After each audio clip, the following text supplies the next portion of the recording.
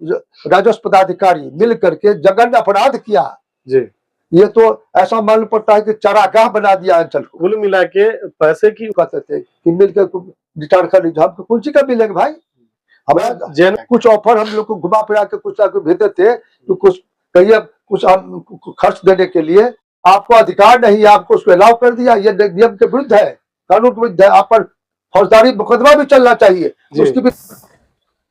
इस समय में दरभंगा में हूँ और हमारे साथ बात करने के लिए अधिवक्ता है अंजनी कुमार भगत जी, जो विशेष लोक अभियोजक भी अनुसूचित जाति जनजाति के अभी अवकाश लिए हुए हैं, चूंकि हेल्थ इश्यूज है। इनसे बात करेंगे कि इनके साथ जो समस्या है उसके समाधान के लिए, चूंकि पेशे से एक वकील है और जो जुडिशियली सिस्टम में रहता हो, जो न्यायिक प्रक्रिया को जानता हो, न्याय दिलाने का काम करता हो और खुद अगर न्याय से वंचित है तो निश्चित तौर पर बहुत बड़ी गंभीर समस्या है और जो जुडिशियली सिस्टम है उसमें प्रश्न खड़ा करता है। आप खुद वकील हैं जी और अपने न्याय के लिए आप दर दर भटक रहे हैं जी। क्या मानते हैं किस तरह की समस्या है जिसका समाधान नहीं हो पा रहा है? देखिए, हम लोग के पारिवारिक जमीन 6 भाइयों की जमीन है चंदन सूट्स वाला जी, जो किराए में है भी, और 6 भाइयों में एक भाई मिथिलेश कुमार भगत के पुत्र कुमार उषार बालाजी को भू माफिया के मेल से उसको रजिस्टर्ड करा लिया। आपकी जमीन को हमारे जमीन को रजिस्टर्ड दस्तावेज पूरा कर दिया। हम कुछ दिन के बाद पता चला तो हम लोग विरोध किए और उसके लिए मुकदमा उसके लिए किया गया और किया गया। अब उस समय हम उनके पिताजी हम उनके साथ थे, आवेदन अंचलाधिकारी के यहाँ दिया गया कि 6 भाइयों को जमीन है इसलिए उसका कभी भी खाता नहीं खोला जाए, ये पिताजी के समय नाम से जमीन था है और हम 6 भाइयों की जमीन है ये जी। लेकिन उस समय तो आवेदन देने के बाद उस समय वो अंचलाधिकारी द्वारा खारिज कर दिया गया, दाखिल खारिज को जी। लेकिन पुनः उसी को कुछ दिनों के बाद उसको जो सभी पेपर से पता चल जाएगी उसको अलाउ कर दिया, जबकि हम ये अधिवक्ता है नियम से कुछ जानकारी रखते हैं तो उसको रिजेक्ट होने के बाद उनको अपील में जाना चाहिए, जो जिला के जज जहाँ आप जहाँ भी जाए उनको अधिकार नहीं है उस पर दोबारा कुछ निर्णय करने का। ये तो जघन्य अपराध किया गया वहां से सीओ के द्वारा, रेवेन्यू अफसर सीओ मिल करके और कर्मचारी के साथ, माने जो अंचल कार्यालय में कर्मचारी अंचलाधिकारी और राजस्व पदाधिकारी मिल करके जघन्य अपराध किया जी।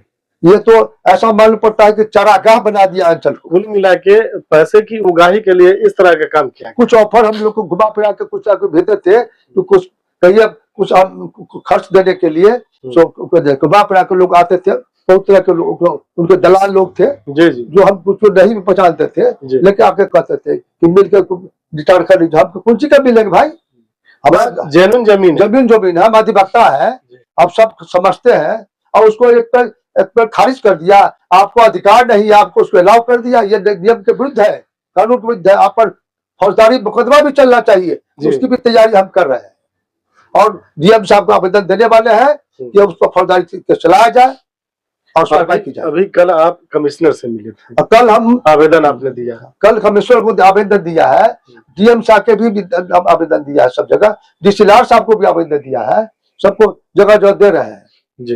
और हम चाहते हैं कि हमको न्याय मिले जी।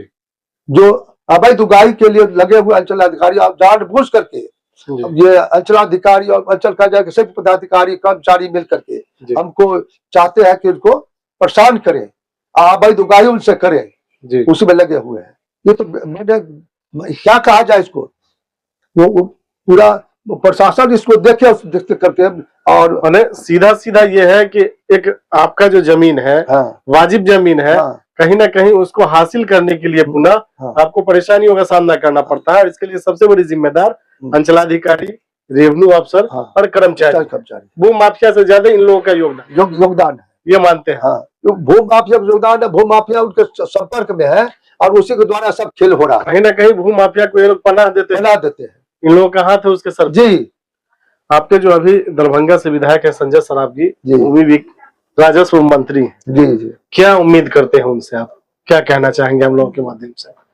मैं अभी मंत्री है भी है, उनको भी आवेदन हम उसमें दिया है जी भेज रहे हैं सर, जी कल तक दिया ही है, भेज रहे हैं और उनसे भी संपर्क करके भी जानकारी देंगे। हमारे लोग वो तो जानते ही है हमको, जो पेपर देखेंगे हमारे ही यहाँ से जो बैठ के भाजपा के मेंबर बने थे जगह पर दोनार में, वहाँ बैठ के वही सब प्रोडक्शन है वहां से है, और यहाँ MP मेरे सब वही से है।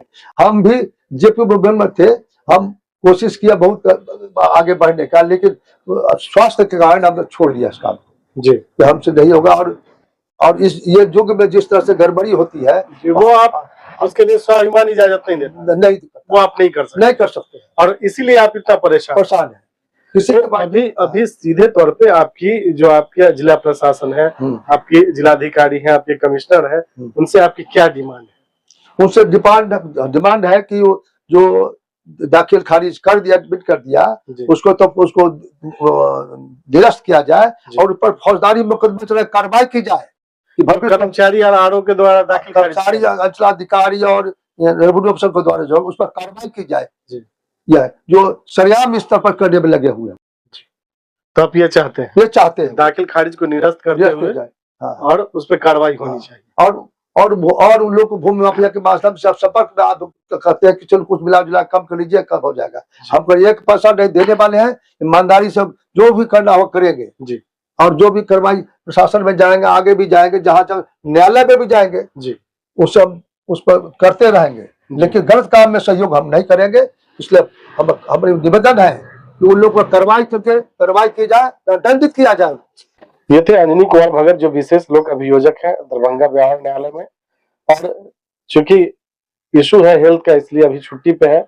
तो इनके जैसे लोगों को जो कठिनाइयों का सामना करना पड़ता है, पढ़े लिखे लोग, जागरूक लोग, और ये कहा जा सकता है कि न्याय प्रक्रिया में इनका एक अहम योगदान होता है न्याय दिलाने के नाम पे। तो इनके जैसे लोगों को अगर परेशान किया जाता हो तो अंदाजा लगाया जा सकता है कि आम आदमी की क्या स्थिति होगी।